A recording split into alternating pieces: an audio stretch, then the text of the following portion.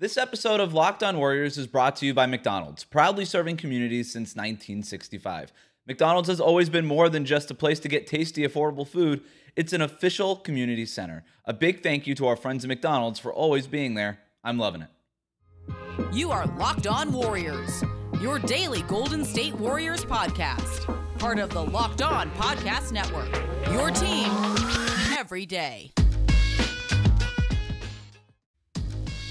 All right, it's a Thursday edition of Locked On Warriors, the only podcast bringing you the latest on the Warriors every day, Monday through Friday. I'm Wes Goldberg. However you may be listening, YouTube, Odyssey, or in your favorite podcast app, thank you for making Locked On Warriors your first listen every day. Got a mailbag episode for you today with questions about how the Warriors will handle the center rotation and about tonight's home opener against the Clippers. But let's first go to this question from Derek, who writes in, do you think Steph is the greatest shooter of all time? Derek, yes, I do. Thank you for that question.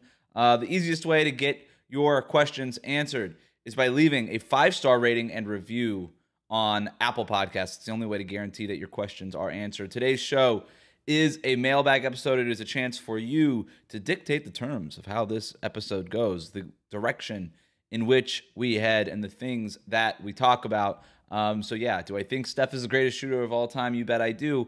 And I think by the time his career is over, everybody will agree. If they don't already agree already, it's kind of wild to me.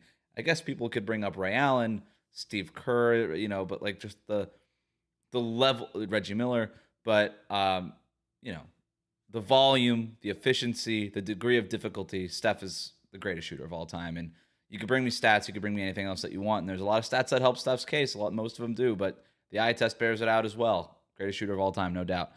This question comes from Peter, who writes in, early days, but yes, this looks promising.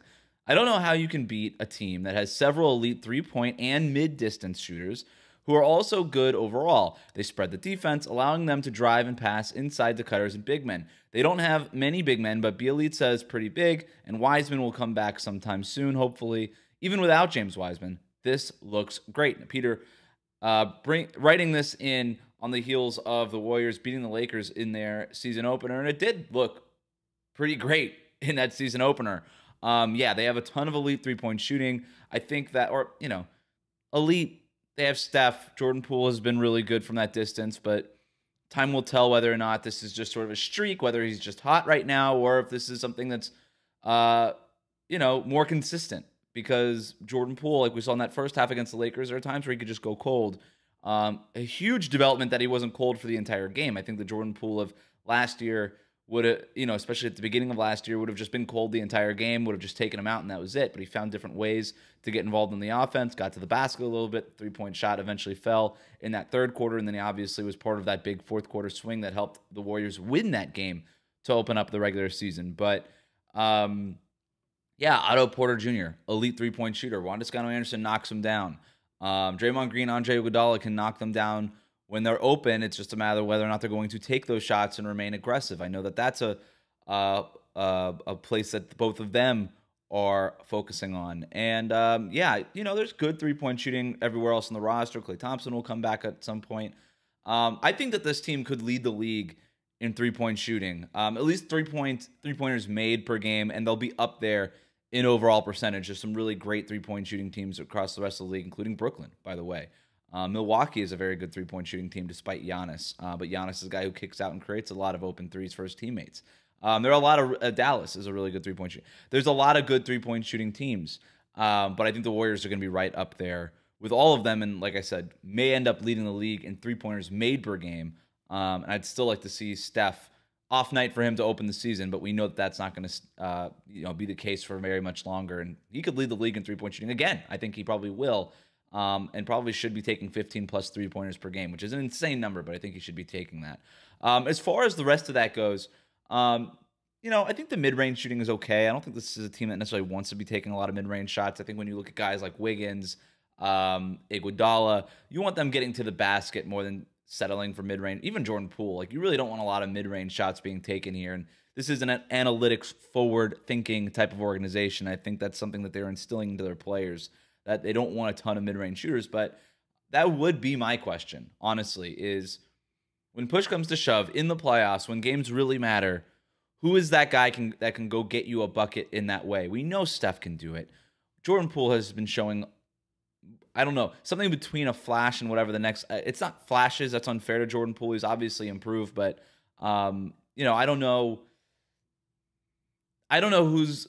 There's a reason they went out and got Kevin Durant in the first place, right? In 26, like they went and got Kevin Durant because they knew they needed that kind of presence. They knew they needed that guy who was bigger than everybody else, who can get a shot over a defense and things like that. And for as great as Steph Curry is, that's not been his game. Now, I've written in the past and talked about this on the in you know previous episodes that I think Steph is better now in that area, in that mid-range area, and kind of creating his own shot than he's ever been, including during that dynastic run. And so maybe that's the answer. Maybe he is the guy. And then, of course, we'll see what Klay Thompson looks like when he comes back. But that would be my one question, is in a postseason setting when it's that much more difficult and defenses are much more keyed into taking away what it is that you want to do.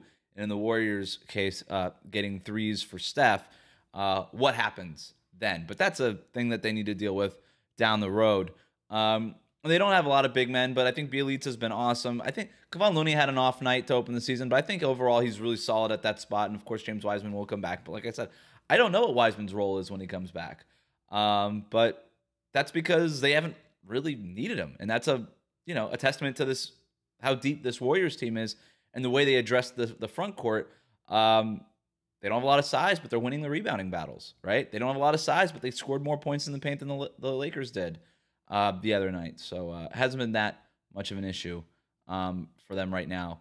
Coming up, how can the Warriors do more to limit players like Anthony Davis? That's coming up next. But first, let's talk about McDonald's. This episode of Locked On Warriors is brought to you by McDonald's, proudly serving communities since 1965. McDonald's has always been more than just a place to get tasty, affordable food. It's a place where friends and family can come to reconnect, a place where classmates can meet up for a study group, knowing that they're going to have dependable Wi-Fi and endless supplies of French fries and McFlurries.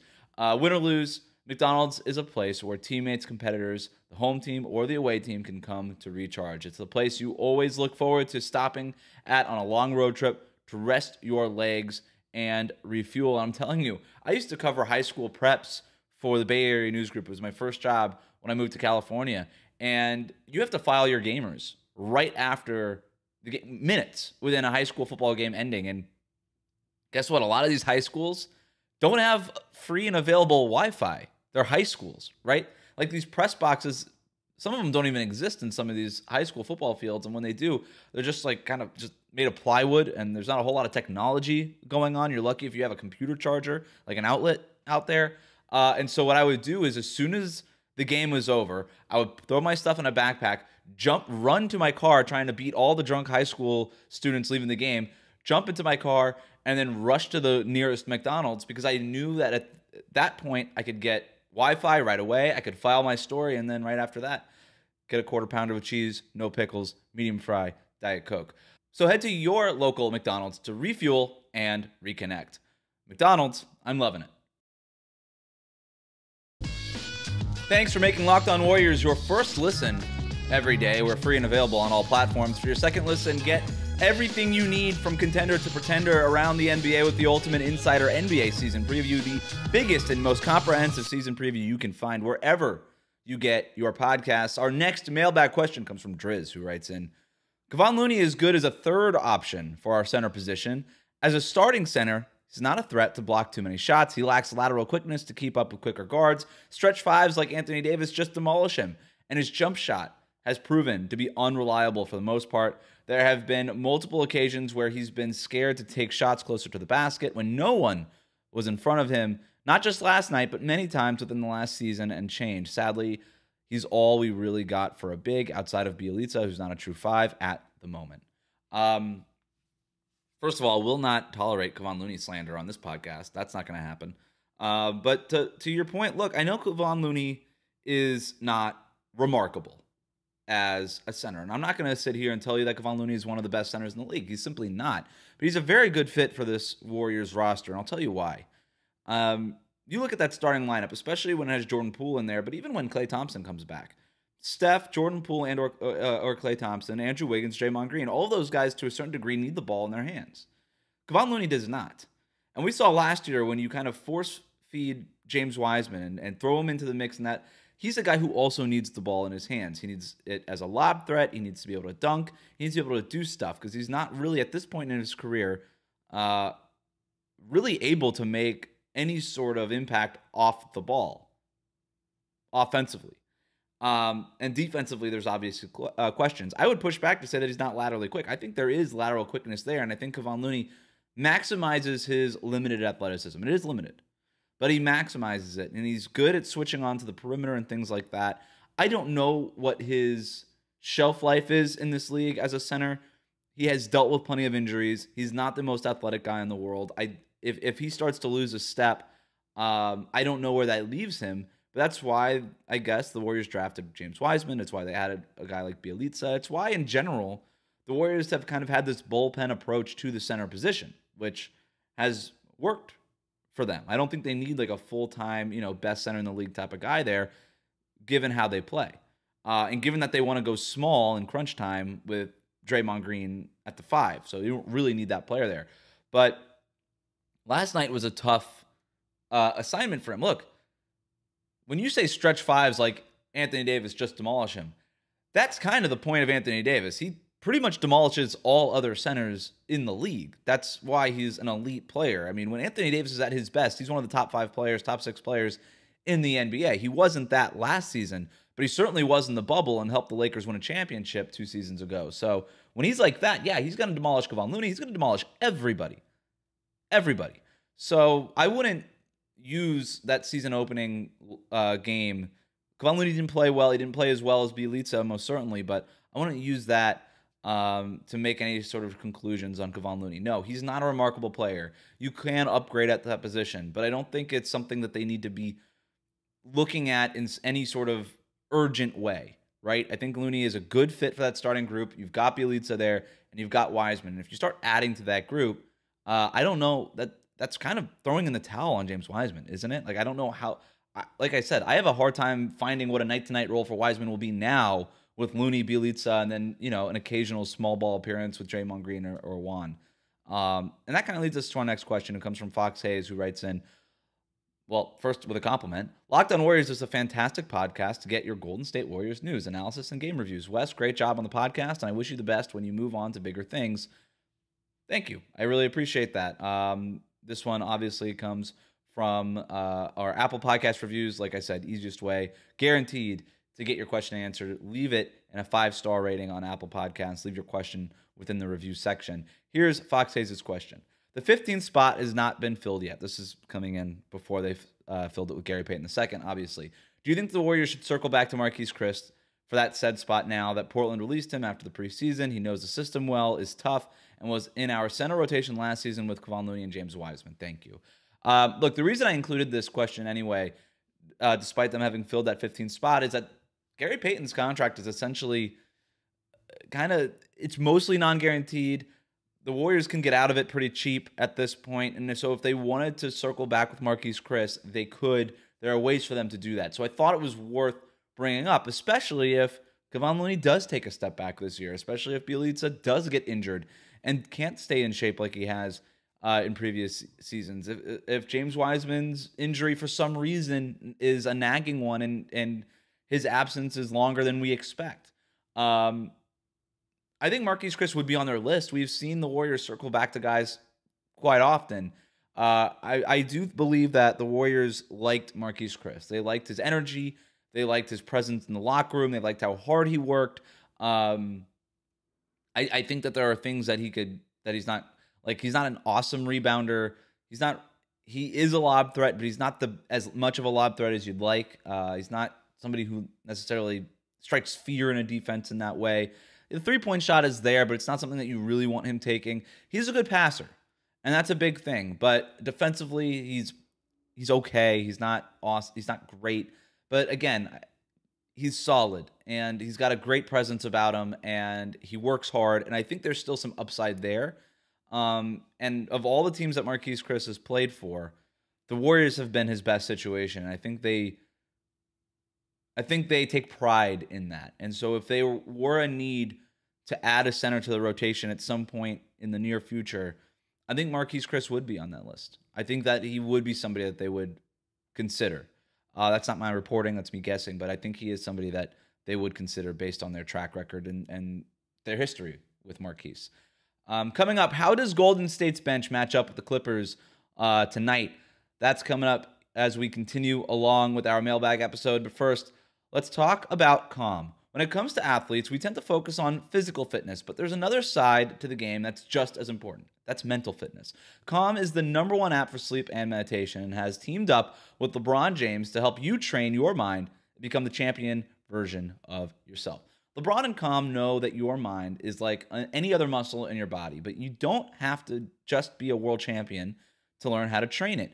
Calm can help you train your brain so you can sleep better, reduce your stress, and perform at your best, just like LeBron James. For LeBron, sleep is a critical part of his mental fitness routine. As he says, quote, "Getting good sleep and finding time to rest is one of the most valuable things I could do for my body and mind. From the sound of rain falling on leaves to bedtime sleep stories, Calm puts me to sleep within minutes, which means I wake up ready for any challenge," unquote. So if you head to calm.com/LockedOnNBA for a limited time, you'll get 40% off of a Calm premium subscription. With Calm, you have access to the nature scenes LeBron loves and so much more, like sleep stories and meditation, so you could be ready for any challenges that life throws your way. Again, for a limited time, our customers can join LeBron in using Calm and get a 40% discount on a Calm premium subscription at calm.com/LockedOnNBA. Unlock content to help you focus, ease stress, and sleep better. Get started at calm.com/LockedOnNBA. That's calm.com/LockedOnNBA. Let's also talk about SweatBlock. For a few weeks now, we've been talking about SweatBlock, these wipes that stop sweat for 7 days, and it seems people have been listening. We have friends of Locked On who's tried SweatBlock and love it. Here's a high school teacher. We have a story here where he says he'd pit out by the 4th period. He'd hear the snickers and whispers from his students, and so he started bringing a second shirt to change into between classes. Then he heard about SweatBlock on our program, and he tried it, and now he's hooked. No more snickers, no more second shirt. Straight out of Hollywood, we have a producer who's working on the set of a Marvel movie. Maybe you've heard of it. She was working 18-hour days for weeks in the Atlanta heat, and she heard about SweatBlock, started trying it, and loves it. No more sweaty production days. She even reports that one of the A-list actors uses it to stay dry on set and on the red carpet. Another success story here about an avid soccer player. He heard us talking about SweatBlock and thought it was too good to be true, but he was always the wettest guy after practice and games, like soaking wet. So he thought he'd give SweatBlock a try. He tried it on his pits. The next practice, his pits were dry while everything else was wet. So he says he didn't have to reapply for 9 days. Now he's truly a believer. So there you go. Locked On listeners loving SweatBlock. Stop excessive sweat for up to 7 days per use. Doctor created, doctor recommended, dry shirt guarantee. If SweatBlock doesn't keep you dry, you get your money back. Not just for armpits, chest, back, feet, hands. Use it anywhere, and I mean anywhere. That sweats. If you or someone you care about is dealing with excessive sweat, you have to check out SweatBlock. Get it today. 20% off at sweatblock.com with the promo code LOCKEDON, or find it at Amazon and CVS. All right, wrapping up our mailbag episode of Locked On Warriors, and we're going to do it with a new segment that we're calling How About Now? How About Now is our biggest question facing the Warriors going forward. And so after the Warriors take a 1-0 record to start the season with their win over the Lakers at Staples Center, how about now? They open Chase Center Thursday night tonight against the LA Clippers. Kawhi Leonard will not be playing. Serge Ibaka with a back issue will not be playing. They still have Paul George, newcomer Eric Bledsoe, Ivica Zubac in the middle. Plenty of players in that group. And so my big question is, can the Warriors' depth remain a strength the way it was against the Lakers? Because against the Clippers, no, they're not as top-heavy. They're not as much star power at the top, especially while Kawhi is injured. But much more depth than the Lakers had. And we saw against that Lakers game that depth, the bench, is really what helped the Warriors come back and win that game. The Clippers' depth is much better than that of the Lakers. Starting lineup projected Reggie Jackson, Eric Bledsoe, Paul George, Marcus Morris, and Ivica Zubac. That's solid starting lineup. Even without Kawhi Leonard, we saw Paul George play really well in the playoffs. There's enough three-point shooting there between Reggie Jackson, Marcus Morris at times when he's hot. And then they've got a nice bench. Nick Batum, Terrence Mann, who is awesome. They have Luke Kennard. Justice Winslow will play a role. They're high on him. They drafted Keon Johnson, that athletic guy out of Tennessee.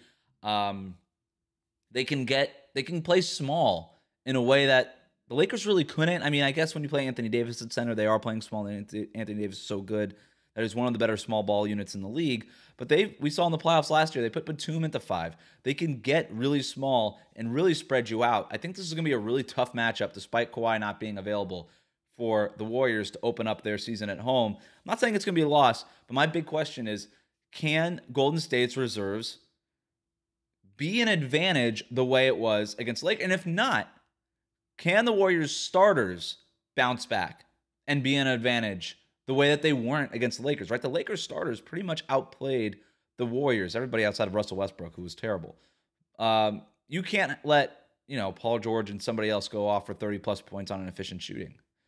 Steph Curry will have to bounce back at Chase Center from a cold shooting night. I think he probably will, based on the history of Steph Curry and what we know about him. So if the reserves can't be that advantage, can the starters be the advantage? But more than just the win, that's how you win the game. More than just the win-loss thing, I really am looking at that reserve group because, like I said, the Clippers are pretty deep here.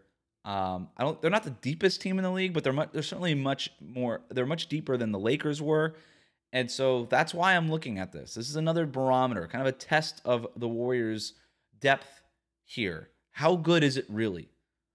I think we'll find out a little bit more tonight against the Clippers. Of course, I will have a recap for you after the game for your Friday morning on tonight's game, second game of the season, but that'll do it for us today. Remember to subscribe to new episodes of Locked On Warriors on YouTube or wherever you listen to podcasts. Comment and leave a 5-star rating, and reach me on Twitter at WC Goldberg. Thank you for making Locked On Warriors your first listen every day. Now make your second listen Locked On Fantasy Basketball. Josh Lloyd hosts the #1 daily fantasy basketball show on the planet. It's free and available on all platforms.